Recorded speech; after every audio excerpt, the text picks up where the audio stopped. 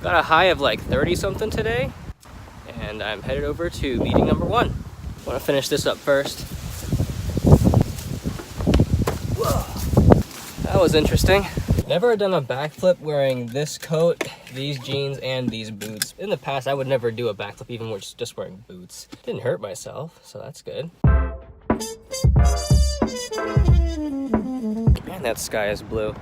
But yeah, shoot, and the sun's bright. You know what's great about today? The weather is pretty nice. I mean, yeah, it's like 30 degrees. It's sunny and it's not raining. Also, I'm not late. I'm early. Meeting number 1. Really fun, really cool guy, doing awesome things around the world. So maybe I'll talk about that a little bit more when I get more, I'll learn more about the subject. But now to the office. This region at this time.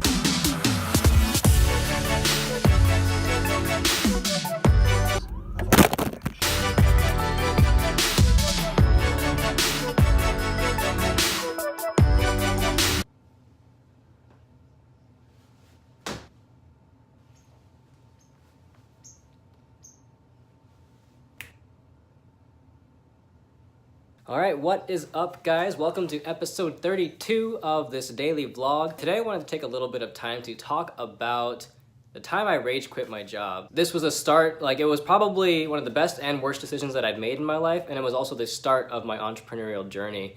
And not everyone's thing, like sometimes it's a slow transition, sometimes it's a like cut and go cold turkey. So I was in college and my first job once I graduated was at an insurance company. Now this is not the field that I wanted to work in. I was in Stratcom with a focus in marketing and built marketing campaigns, wanted to work in a company, got a job in insurance. So I was working at this big insurance company here in town, and I was in customer service when I first started out there. That's where they put all the new guys. I did that for a little while. I thought, hey, this is entry-level money. It's more money than I'd seen in my life. I felt pretty good about the situation, but I was pretty green. Fast forward 1 year, I moved departments and do translations, so now I'm speaking English and Chinese on a daily basis, and also like in insurance and like medical terminology. It's nuts. I felt like I was a pretty cool young professional I was making a lot more money at that point, and I was feeling pretty confident about myself, where I was and where I was going. So I was like, yeah, I just graduated. I'm doing pretty good right now, making good money, got myself a luxury apartment in town, got a nice car, and then I'm like, sweet. I had like just too much disposable income at the end of every month, and I was not being smart with it. I have more than I want to spend, and it's great. Now, of course, this video is about why I rage quit that job, because I was pretty good. I liked the money. The hours I wasn't crazy about, but things began to change when I wanted to advance past where I had gone. Like there were more and more barriers, more and more bureaucracy, and just intercompany politics that I thought were just dumb. I had applied for this other job as a business consultant within the company, and I got the interview. So that was great. I was really excited about this because this job was twice the income that I was currently making. And then I told my manager or my boss, hey, I got this interview. I want to go in, and they told me to come in on this day and to meet them and just to talk it over with the department. And he was not excited about that. He like looked at me and then had his eyes kind of like just looked down a little bit, and he's like, are you sure you want to do this? Yeah, I'm pretty sure. No, he said, I'll have to go talk to my boss about this and then, make sure that everything is fine. Now I'm thinking, that's kind of weird. My boss comes back to me and he's like, all right, so I'm going to head and talk to my bosses. We're going to get a response soon. You're going to have to talk to this person. Like our VP wants to talk to you. The VP of the company tells me, keep in mind, I'm still pretty new in the grand scheme of things, like to this company. And then they're like, nah, our department really needs people. If you go do that interview and you don't get that job, we can't guarantee your job's going to be here when you get back. Code word for if you go to that interview, you're fired. So I'm pretty peeved at this point. I don't recall ever actually being angry at my job, and this time I was like, that's gotta be illegal or something. All the things that I don't like began pouring into my head. I have to work these like stupid hours. I have to deal with traffic. I gotta deal with these stupid clients day in and day out. Worst of all, I have to ask to use the restroom. Like I need a hall pass to get up and go. That seems really petty, but that was the last straw for me. I was like, this is too, and they just blocked me from advancing in this, and like within the company. During my downtime, I began reading a lot of content from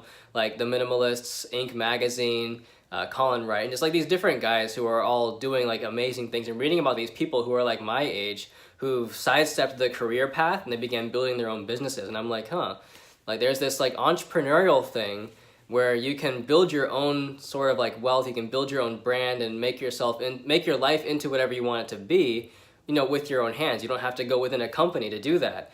And so I'm like, huh, this is pretty cool. Maybe I should start looking into this a little bit more. And then I tell my brother about it. My brother, he's a professional, like he's a life coach, performance coach, does like amazing things, gets flown around the country, really cool. He introduces me to this guy up in Canada and says, hey, this guy, he's got, he works with people and helps them to get started on their own journey. And I go up there and we make it's sales.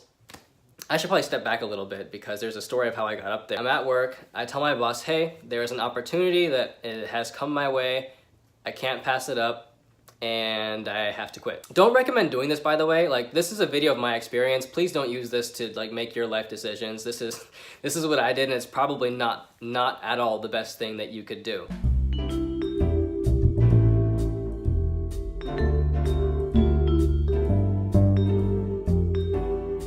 That was that. I got off work that evening at 9, slept for an hour, and then I began the 13-hour drive up north. Interesting thing on the drive, actually, this is the first time that I hallucinated. I didn't sleep much, and I guess I don't do well if I don't sleep. There's no other cars on the road, but I see this giant mechanical spider like running on the road.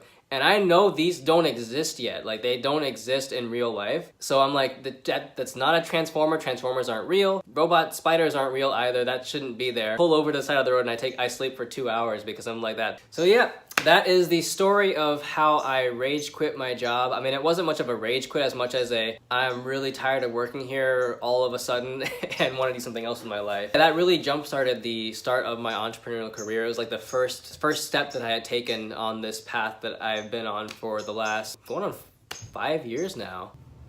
Yeah, this is ginger tea. Maybe if I'm feeling sick, I'll drink it. If I'm not feeling sick, I'll drink it. If I'm feeling thirsty,